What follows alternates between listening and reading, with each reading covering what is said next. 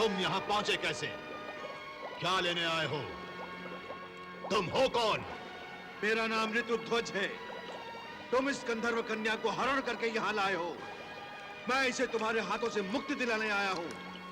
मूर्ख, तू जानता नहीं, ये गंधर्व कन्या स्वेच्छा से मेरे साथ विवाह करना चाहती है। नहीं, ये मेरी इच्छा के विरुद्ध मुझसे विवाह करना चाहता है। सुन लिया? ऐसा है तो यही सही। अब तो मैं तुम्ही से विवाह करूंगा।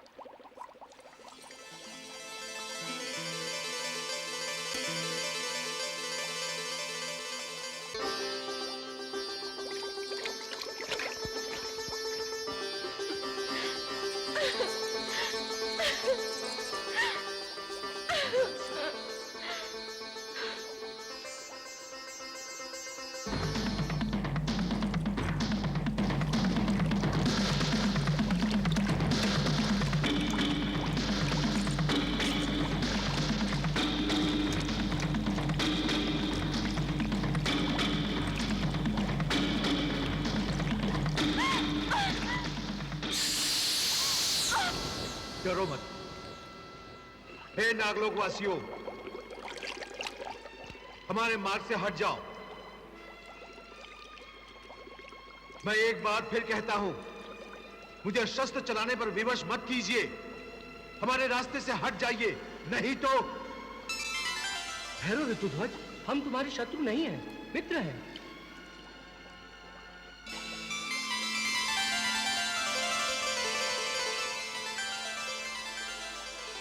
मणि प्रकाश, नागपाल, नागलोक में राजकुमार ऋतुध्वज का स्वागत है। ये दोनों बचपन से मेरे मित्र हैं। इनके स्वागत करने का ढंग तो देखो। चलिए राजकुमार, महाराज अश्वतर आपकी प्रतीक्षा कर रहे हैं।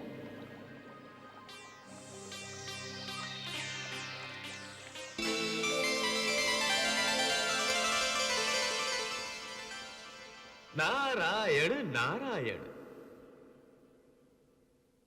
प्रणाम प्रभु। कल्याणमस्तु। क्या बात है प्रभु? शिष्टाचार में कोई भूल हो गई है मुझसे, अथवा मेरे मुख पर अकस्मात इंद्रधनुषी रंग उभर आए हैं जो आप मंद मंद मुस्कुरा रहे हैं? देवर्षि, आपके मन की जिज्ञासा आपके मुखमंडल पर चमकती देख मैं ये समझ गया कि आप ऋतुध्वज और नाग कुमारों की भेंट से उत्सुक हो गए हैं। हाँ प्रभु, हाँ। ये नई मित्रता बिना किसी कारण तो करवाई नहीं होगी आपने। आपने ये भी सुन लिया है कि वो दोनों नाग कुमार ऋतुध्वज के बचपन के मित्र हैं। वही तो प्रभु। इस नई मित्रता में कौन सी घटना घटने जा रही है, यही जानने चला आया। ऋतुध्वज उन नाग कुमारों को प्राणों से भी बढ़कर मित्र मानता है ना? ये तो है। तो पाताल लोक में आने का क्या कारण हो सकता है? हाँ। तो प्राणों को लेकर आप कोई नई लीला करने वाले हैं। नारायण नारायण। प्रभु, आपकी इस लीला ने तो मेरी उत्सुकता में भी प्राण फूंक दिए हैं। अब तो मेरा मन आपकी इस लीला पर ही रहेगा। नारायण नारायण। नारायण। दैत्यराज, अनर्थ हो गया, अनर्थ हो गया दैत्यराज, अनर्थ हो गया। क्या हुआ? रो क्यों रहा है? विनाश हो गया दैत्यराज, संपूर्ण विनाश हो गया। बोलता क्यों नहीं? क्या हुआ? किसका विनाश हो गया? आपके भ्राताश्री महाराज पाताल केतु का। क्या? राजकुमार ऋतुध्वज ने उनका वध कर दिया। नहीं! नहीं!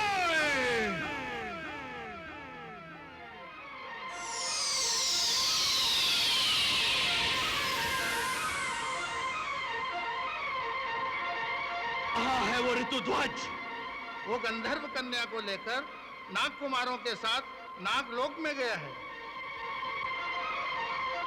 ऋतुध्वज! मैं अपने भ्राताश्री के वध का प्रतिशोध लेने आ रहा हूं।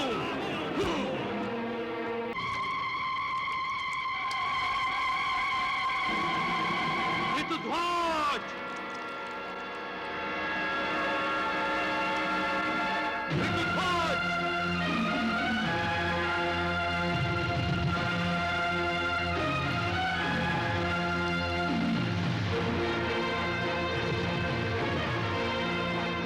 ऋतुध्वज!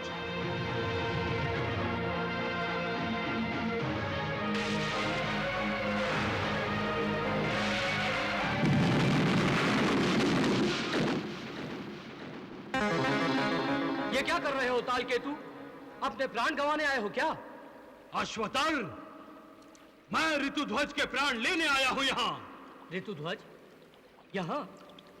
तेरी बुद्धि भ्रष्ट हो गई है ताल केतु।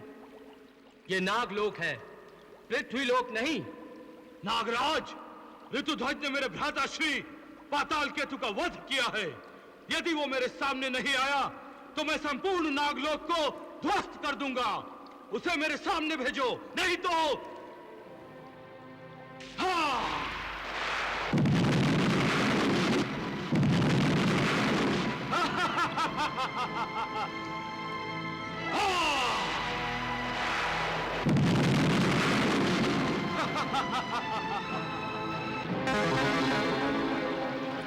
मैं यहां हूं ताल केतु। हाँ, आ गया तू। ऋतुध्वज, अब तेरा अंतिम संस्कार इसी नागलोक में होगा। तू बचेगा नहीं। हाँ।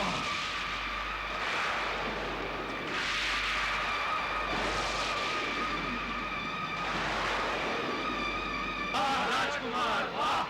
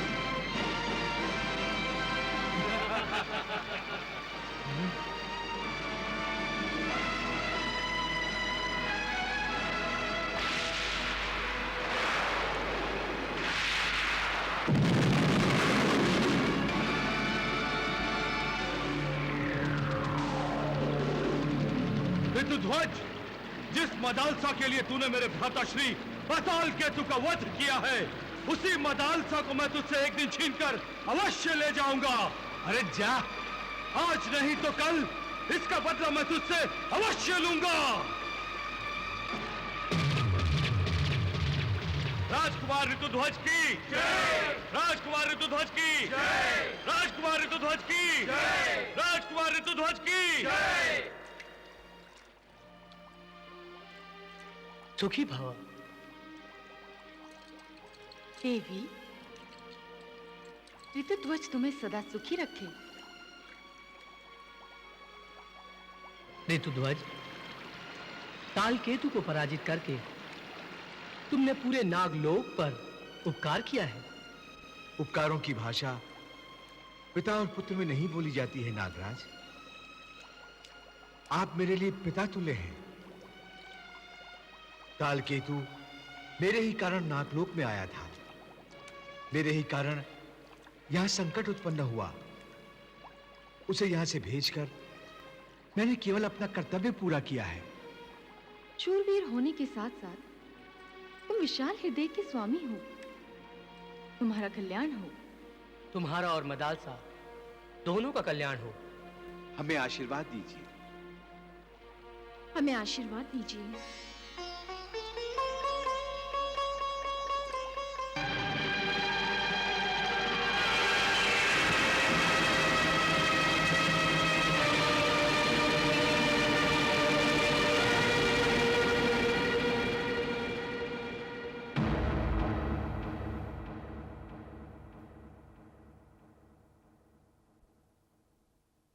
नहीं ऋतुध्वज, इस शस्त्र से तो तुम शीघ्र ही प्राण त्याग दोगे। मैं तुम्हें इतनी आसान मृत्यु एक ही बार में नहीं दूंगा। मेरे भ्राताश्री के हत्यारे, तुम्हें तो बार बार मरना चाहिए। तुझे बार बार मरना होगा।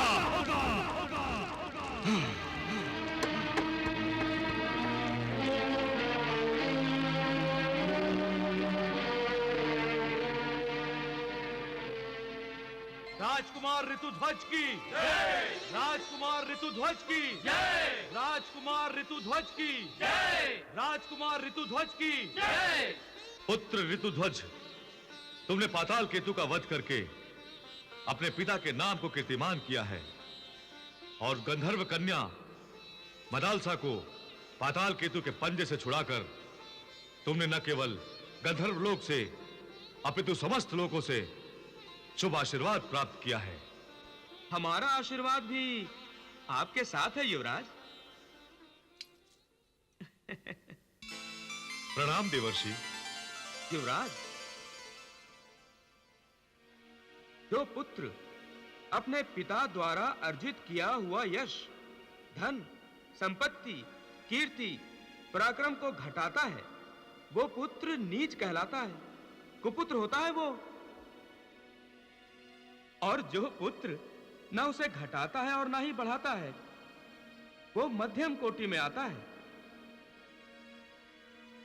परंतु जो उसकी रक्षा के साथ अपने पिता की अर्जित की हुई कीर्ति, धन, संपत्ति, यश, मान सम्मान को बढ़ाता है, वो उत्तम कोटि का मनुष्य माना जाता है, पुरुषोत्तम होता है वो।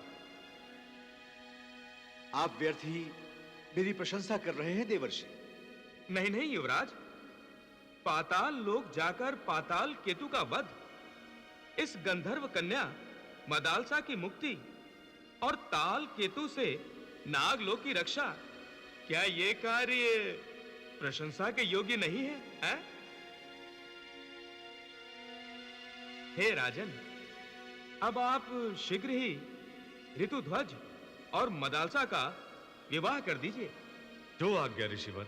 सर्वमंगल मांगले शिवे सर्वार्थ साधिके शरण्ये त्र्यंबके गौरी नारायणी नमोस्तुते।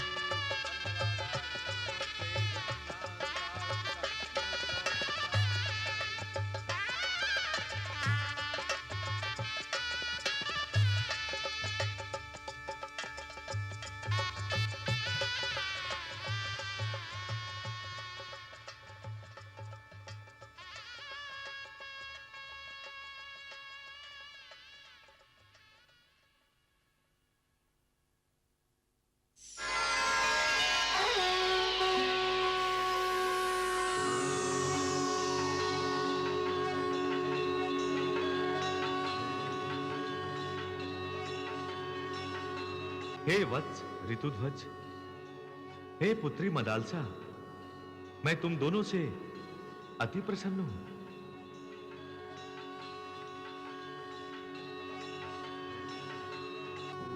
जन कल्याण के लिए ही तुम दोनों का जन्म हुआ है।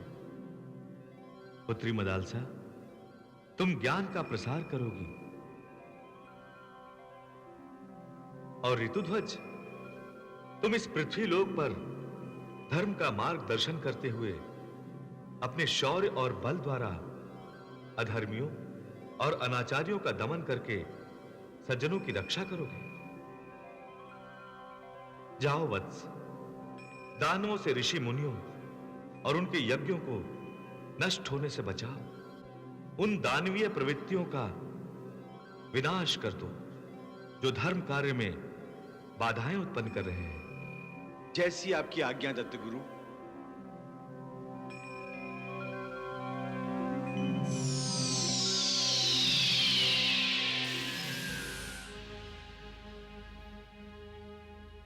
भगवान दत्तात्रेय के आदेश को शिरोधार्य करके धर्मात्मा ऋतुध्वज अत्याचारियों अनाचारियों का दमन करने के लिए निकल पड़े।